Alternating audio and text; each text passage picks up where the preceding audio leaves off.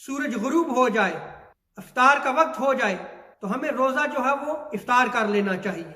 हुजूर सैयद आलम सल्लल्लाहु ताला अलैहि वसल्लम इरशाद फरमाते हैं कि मेरी उम्मत उस वक्त तक भलाई पर रहेगी जब तक ये रोज़े को वक्त पर इफ्तार करते रहेंगे।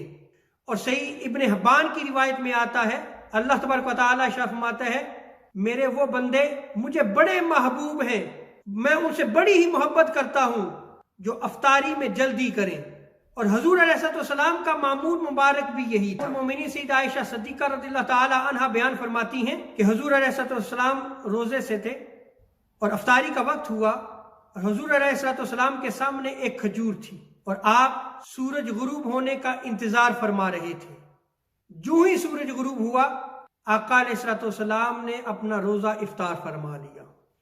मुसन्नफ अब्दुल रज़ाक में आता है कि हजरत अब्दुल्ला इब्न अब्बास रज़ियल्लाहु ताला अन्हुमा, उनके यहाँ इफ्तारी का एहतिमाम किया गया और उनके सामने इफ्तारी का सामान रखा गया, खाने पीने की अशिया उनके सामने पड़ी हुई थी और आपने लोगों से फरमाया कि आप सूरज गुरूब होने का इंतजार करो।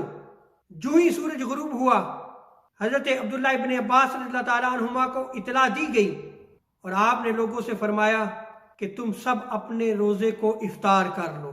तो देखें कि जो ही सूरज गुरूब हो जाए, वक्त हो जाए, उसी वक्त रोजा इफ्तार कर लेना, ये आका अलैहिस्सलाम की सुन्नत मुबारक है और सहाबा किराम का भी यही मामूल मुबारक था।